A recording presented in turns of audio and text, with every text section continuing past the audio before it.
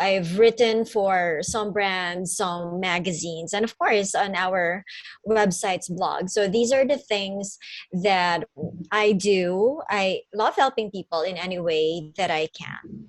Wow, that's really amazing. With all the things that you just mentioned, I think you are a Wonder Woman right now. Uh, Thank you. I try to. I try to do what I can.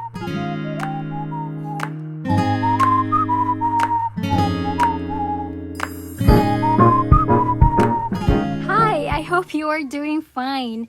Life is a continuum. If you agree, let's discuss things that matters to you, the young professionals, your family, to the society and to the world. This is your host, Ashing.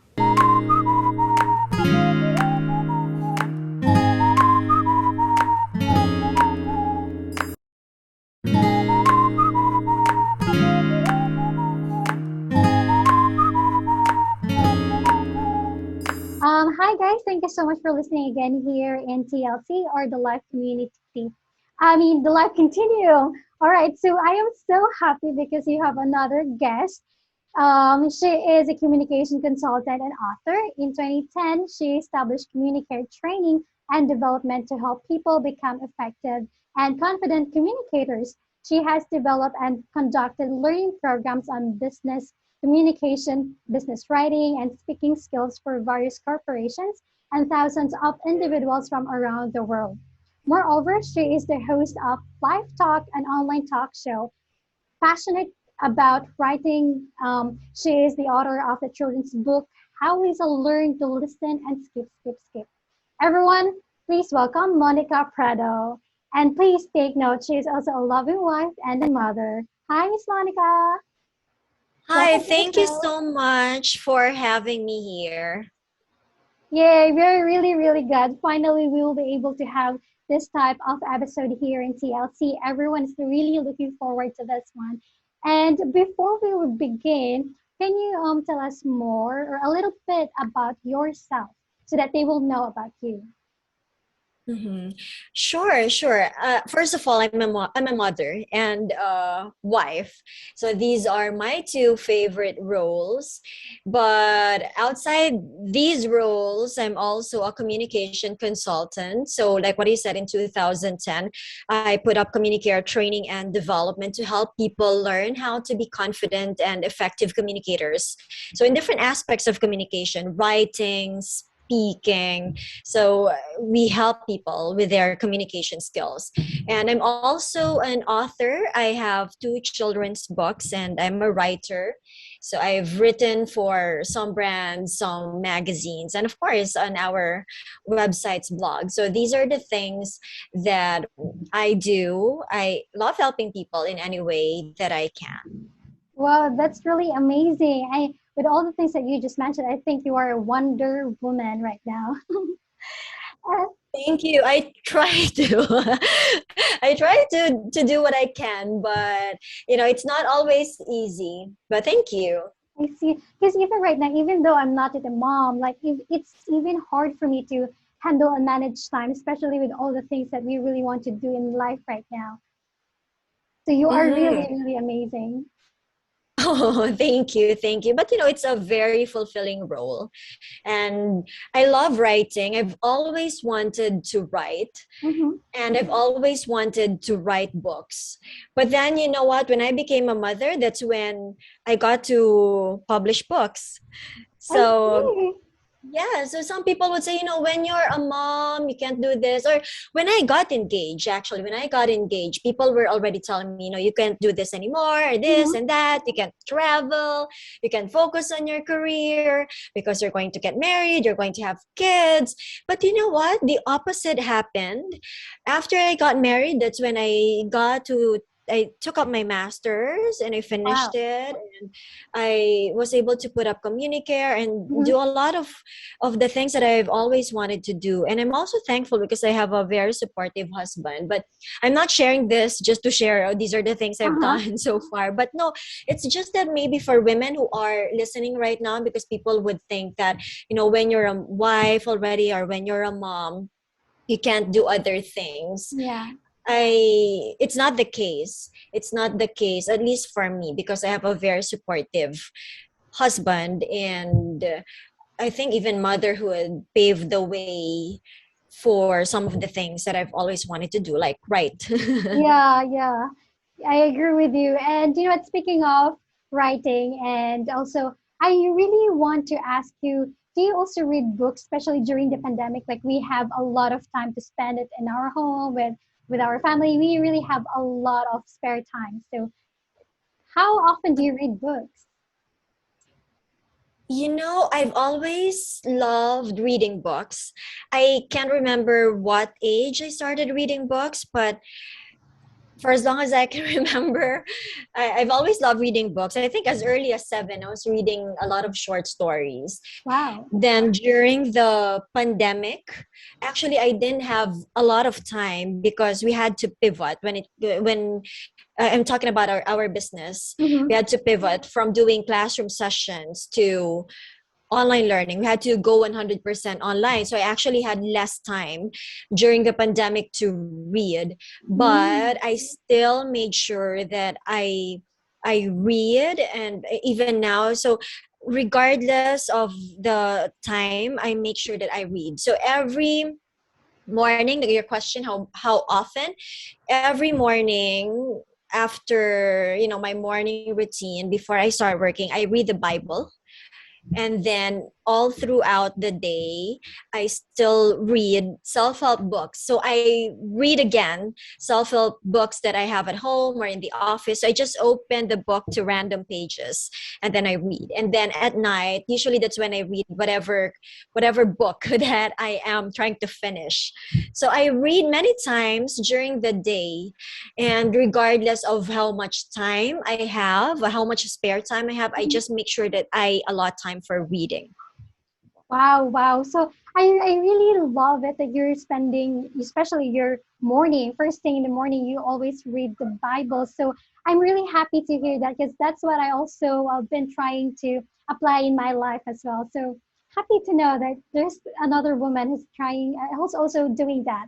And yeah, with all these books that you've mentioned, and you know, with all those times in the day that you've been reading books, I know that there are a lot of messages that you get from the books. So can you share us at least one message that you get from all those books that you've been reading? Mhm. It's a little hard. I've been thinking It's a about lot of it. It's a little wisdom. hard to pinpoint only one thing, Mm-hmm. because usually I get I ask a lot of questions. Mm-hmm. I ask a lot of questions, and I usually find the answers in books. And usually I get the answer that I need at the moment through books.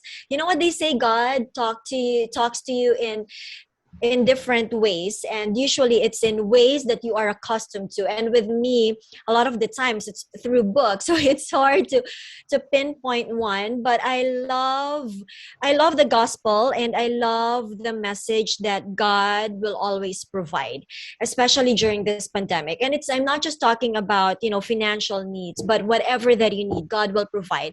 So if I can pinpoint one, then that would be it. But there are a lot of messages depending on what I need at the moment. Wow. Is there any life verse or verse in the Bible that you can share to our listeners right now that really Mhm. speaks to you throughout the pandemic season? Yeah. Commit all your plans to the Lord, and what is that? Because it has different versions. Commit Yeah. all your plans to the Lord, and your plans will succeed. So that one is my favorite. Wow. And I really love that you mentioned that all of your questions are answered through books. And I really want to know now, what are those things that you think are a good thing if people will read a book? Like, what are those advantages? Especially those who are working right now, most of the young adults and young professionals, it's really hard for them to find time to read books. And most of them, they really doesn't like consider books as a source of knowledge or, you know, a good thing to spend their time with because there are a lot of distractions right now. As we know, as we all know, there are a lot of online shoppings, Lazada and Shopee, and also like Netflix and all of that. So, what are those things that you see that are good for people who wants to read books? Mhm.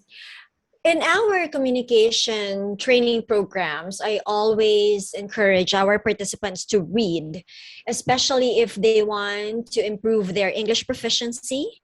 Because when you read, you get to see how sentences are structured. You get to improve your vocabulary. You learn new words. I would tell them to, if you find there a word that is new to you, you look for it in the dictionary, and then immediately you use it. So that is one, you improve your English proficiency. It also helps you grow and learn, because books take you to places. It gives you access to a lot of things that you don't have access Yeah. to, maybe physically you cannot leave right now because of the pandemic. But by reading, you also get to learn about people from other places, or even if it's a fiction world, fictional world, you get to learn about other people's perspective. So it really helps you grow, it helps you learn, it opens your eyes to many things. And I understand that some people don't like reading, but it's good to allot a few minutes a day to read. Yes, yes, I really agree with you. And there's this one statement, I don't know if I've read it in Instagram or somewhere, but I really believe that today a reader, tomorrow a leader, right? Hmm. That's really Yes, yes. that's really an awesome statement. So right now I really want to know if you can recommend a few books to our listeners right now that you think are very helpful for them to improve their communication skills, or probably how they can go through the adultinghood. Hmm. I would always recommend to start off with books that tackle topics that you are interested in. Mm-hmm. Because growing up, I think that's one of the reasons a lot of people don't like reading. It's because when we were in school, we were required to read a lot about topics that we weren't interested in. Yeah. so so for example, you don't like history, but you have to read pages 1 to 50. Mhm, yeah.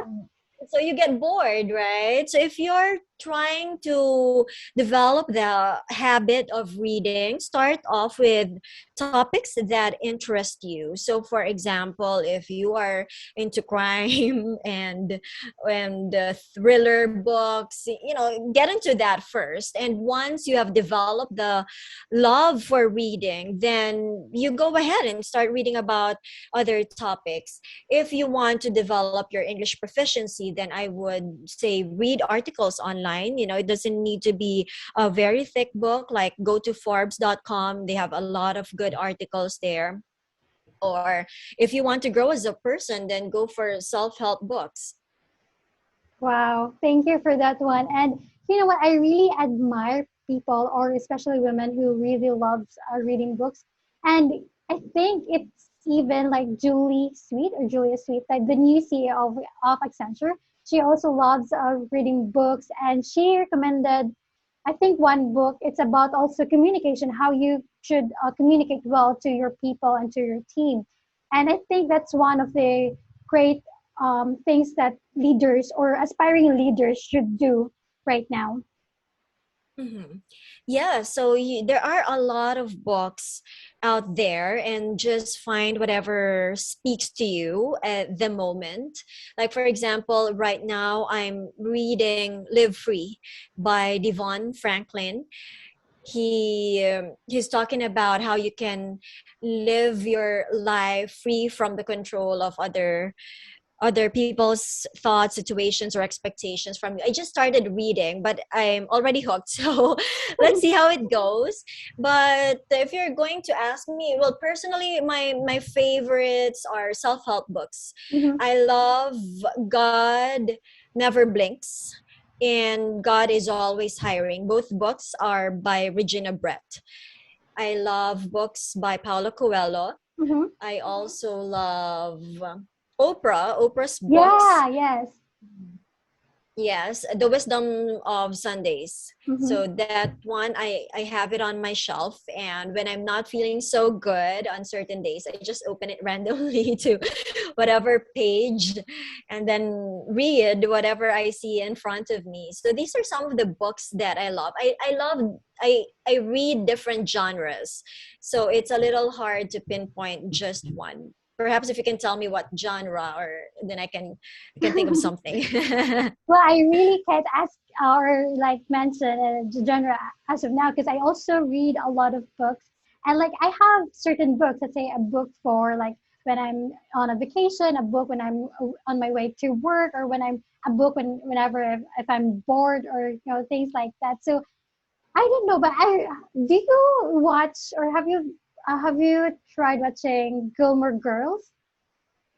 Oh yes, of course. Yeah, I love Rory. Gilmore Girls. Yeah, Yes, yes, Rory. Yes. she is also a reader. Like that's one of the like seasons or series that really influenced me in reading books. Oh, that's great. Yes, I love the Gilmore Girls. Well, it's really good to know about that one. Now, regarding communication, we really want to know if you can share a few tips on how we can improve our communication, especially now that everyone are like forced to do all the meetings virtually. So, do you have any tips right now for everyone who are listening? Number one is really practice. Mm-hmm. Really, you just have to practice, because the more that you do it, the more comfortable you become.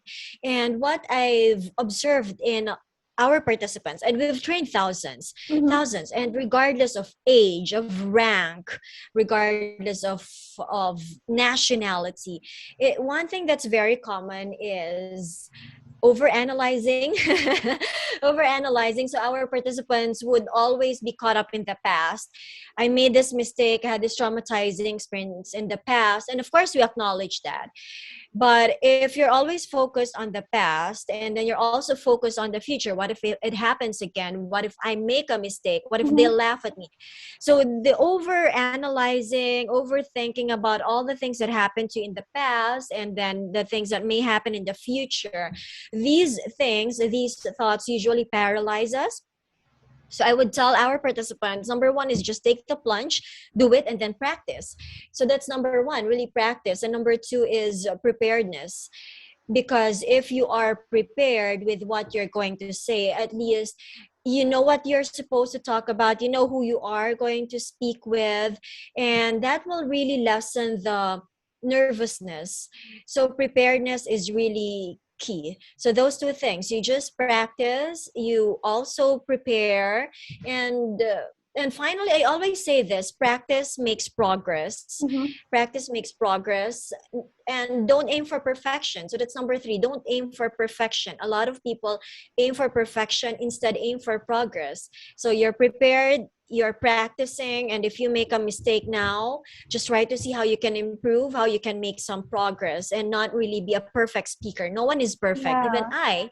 I learn and continuously evolve as a speaker. So do not aim to have zero mistakes. Mistakes really happen, but after you make that mistake, what are you going to do about it? Yeah, yeah, I agree with you. Now you mentioned like aim for progress. So can you share a few, at least a few common mistakes that you see from your participants?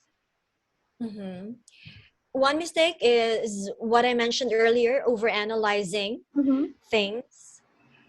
Like, what if I make a mistake, or this happened to me in the past? So Yeah. that's one. Number two would be coming unprepared, just Mm-hmm. trying to wing it. Mm-hmm. And we have in the Philippines, we have this saying, "Bahala na si Batman." Yeah. So you can do that in communication. I've conducted some programs so many times. I can remember, like business writing, I conducted every week. I've conducted certain trainings, or I've talked about certain topics for more than a decade. But believe it or not, a day before my speaking engagement, I still study and I still prepare. So Mm, much preparation goes into the materials, because you can never be complacent and you can never wing it. So if you are going to just try to wing it, whether it's writing or speaking, then you are setting yourself up for disaster. I see. Yeah, yeah, that's really nice. Um, I I think that advice, like to really prepare yourself before the day, because not all the time like you really have to like keep the show going even though you're unprepared, because that's really not a good practice, because as much as possible you have to give all your best in everything that you do, right? Mhm. Mm-hmm. Yes, and the greatest speakers have prepared all their lives. So when I say I practice the day before, it's more of how I'm going to do, just the flow, visualizing it. Mm-hmm. But before that day, a lot of preparation comes into play. I read a lot, like what I said, I read every day. I talk to people, and all these things come into play when you're speaking in front. You just cannot deliver a script. You have to speak from the heart and speak based on what you know and what value you can offer to people. So the greatest speakers have prepared all their lives. Wow, wow, that's amazing. Now I think I can like put that one in my heart and apply that one in my next episodes. That's really great. And you know, one thing when you mentioned that people or most of your participants would really like still think from the past, I think that's one at least for some instances I've also experienced that like during my college days, like, oh, I made this mistake in front of all the student buddies, so probably I should not do that one, or I'm really, really scared to get out of my comfort zone. Now I think, and also one thing I noticed is that the most common mistake that people in my age do when communicating, we always use fillers. Do you think that's bad, or to keep using fillers, or what do you think? We discourage our participants we discourage them rather from Mm-hmm. using or saying fillers, because when you say fillers, it signals that you lack confidence and Mm-hmm. preparedness. So whenever we do speaking skills training programs, presentation skills training programs, we even count their fillers during the Oh, speaking activities. Yes, and we tell them, okay, you had 27 fillers in 3 minutes, and that happened. So we tell them, we discourage them. oh, that's really great. That's really great to know. And one of the people that I know, I mean, one of the person that I know before, she gave an advice that in order for you to avoid a filler, you should think of a word to replace those fillers. Let's say, for example, that's a filler, right?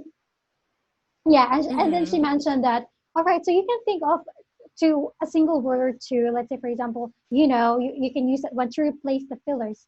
Is that what do you think about that one?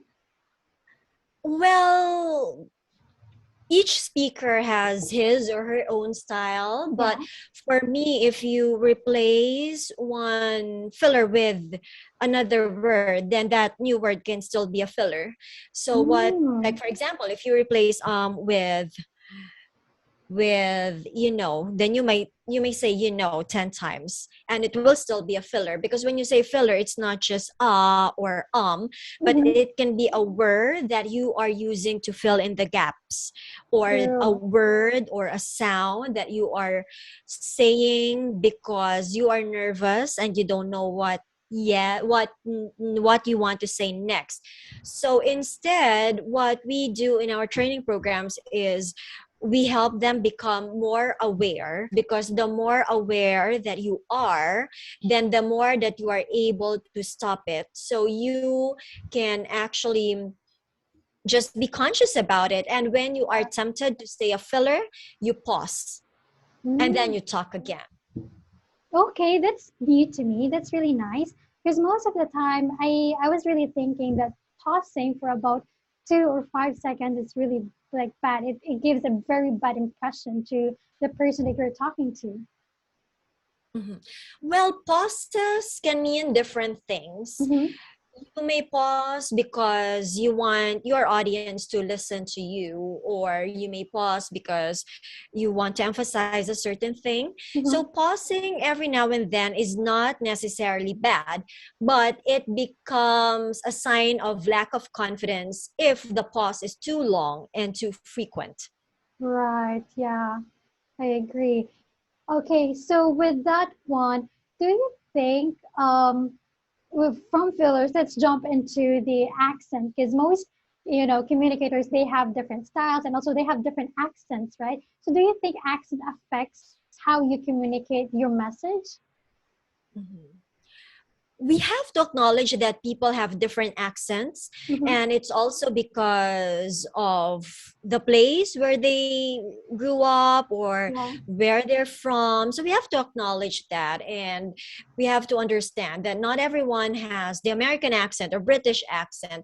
And I Yeah. think that we Filipinos are actually too hard on ourselves, right? If you are going to go to other countries like Japan, Korea, we adjust to them, but here Yeah, in the exactly. Philippines, right, we adjusted them. We try to use body language, hand signals, just to be able to understand them and for them to understand us. But here in the Philippines, you mispronounce a certain word and people laugh at you, people make fun of you. So I would actually tell them that, don't make fun of each other and be kind to yourself. Actually, I don't find it funny when they send me videos of beauty pageant contestants Mm-hmm. mispronouncing certain words or Mm-hmm. committing grammatical errors. I don't laugh. I don't laugh at all. And it might seem funny because I teach communication and Yes. people would expect me to bash these people, but no, I don't, because I actually think that we Filipinos should have or should be allowed, or beauty, not me, I'm not joining any beauty pageant, but beauty pageant contestants from the Philippines should be allowed translators for me. Because what if Wow. why is it that other countries can do it and we can't do it, right? We expect ourselves to be very good at speaking in English, and we just have to accept that some people are from the provinces. Now, if you're wondering, does it affect communication? It affects when you mispronounce certain English words and the foreigners cannot understand you. Yeah. So for example, if you mispronounce e and you interchange e, for example, with I, Mm-hmm. and you are talking with an American, then that American might not understand you. And so that might be a cause of miscommunication, misunderstanding. But my point is that if a fellow Filipino commits a mistake or a grammatical error, then do not laugh at that person, because English is not our first language, and you Yeah. cannot expect Filipinos to have the American accent. If you want to improve how you sound, then what I suggest to our participants, is have a neutral accent. Neutral accent is an accent that everyone can understand, but there's no need to make fun of other people just because they cannot pronounce a certain word, or just because they committed a grammatical error. Right, right. I really love it when you especially when you said that you don't laugh at things when people commit mistakes because I think that's one of the like mindset that Filipinos really instill in their minds, and I really also don't appreciate those things because each one of us we are trying to improve ourselves, we're trying to give our best in every time that we talk with people, especially with our clients, with our coworkers, and that thing I really hope that all our listeners will really take that into consideration, that they will try and understand the people that they are talking to. That's really, really important. Yes, and a lot of people get traumatized by these. It may just be one incident.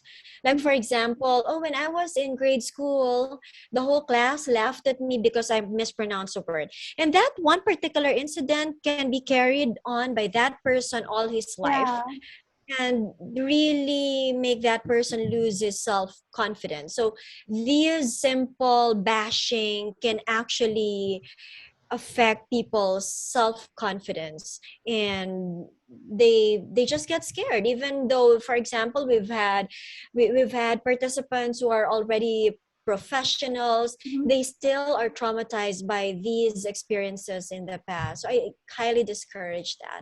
Let's be kind to one another. Yes, definitely. So please, everyone, let's be kind to one another. All right. And Miss Monica, I really want to know or to ask you, why is it important to practice or to improve our communication skill? Mhm. It's so important because whether we like it or not, Mm-hmm. whether we are aware of it or not, we communicate. This is something that we do every day, even while we are asleep.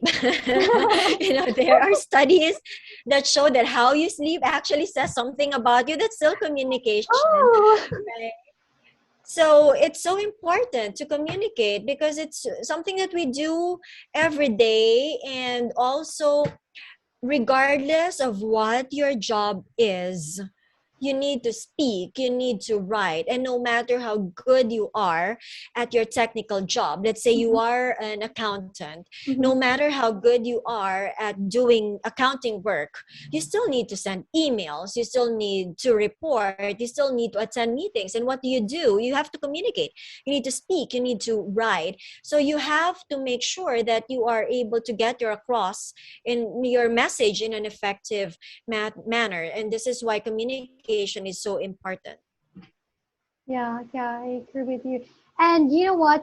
Regarding on learning how to improve your communication, guys, please do check out her account. She is handling, or she is the founder of the communicator training, and you can find that one on Instagram as well. So, um, one thing I really like about your page, the Instagram page, is that you have this the Ask Communicator segments, right? And I really love it because it's also one of the things I really look forward whenever I check your account, because I have a lot of learning, especially the tips, like for example right now how you mentioned one thing there, that how you should go and attend a virtual meeting. So one of that is to really like present, dress well, and you should be aware of like your posture, and also like how the time and all of that. So guys, please do check her account, and also try to check everything there. If you want to have a training with her, there, probably you can check out her website. Do you have a website right now, Miss Monica? Mhm. Thank you. Thank you for all the kind words. I'm glad to know that Ask Communicare has been of help to you. And yes, we have a website. It's www.communicaretraining.com. And for our Instagram and Facebook accounts, it's also Communicare Training. So they may just search for Communicare Training.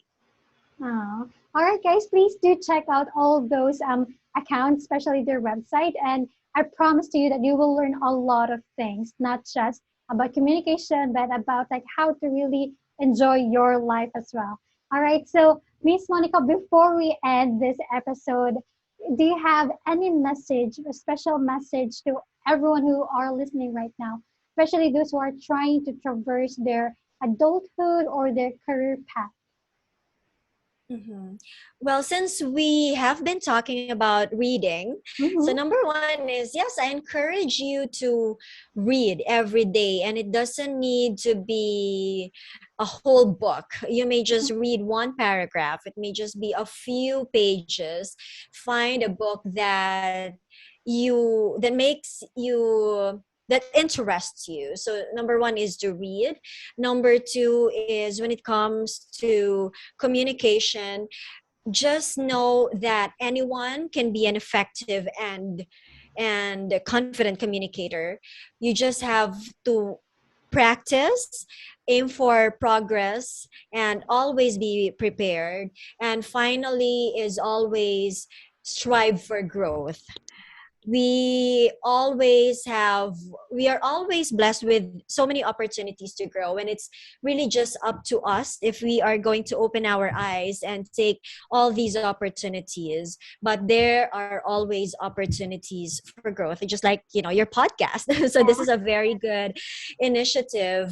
Thank you. Instead of you stalking people on social media, right? Social media, by the way, it's not necessarily bad, but it's also Mhm. how you use it. So for example, who are the people you follow on social media? Are you, and when you do check social media, is it because you are just buying time, and so you're stalking all your friends what they're doing today, and then feeling envious, I wish I were there too. Instead of doing that, make use of every moment to grow and find yourself and how you can be the best version of yourself. So you may use social media to follow people who inspire you, and you may listen to podcasts, Yeah. a lot of few moments a day for self growth. Wow. Thank you. That's really wonderful. I really love all the message. And hopefully our audience will write all those tips and all those messages. Guys, please do take it in heart and take note of those things. I promise you that it will really help you in your adultinghood. All right. So Miss Monica, thank you so much for your time today and for sharing your skills and your knowledge, especially your personal stories. We really, really love those things. And everyone, thank you for tuning in today. And this is your host, Ashing Amping. Miss Monica, thank you so much. Thank you so much again for having me, and thank you for listening. Bye.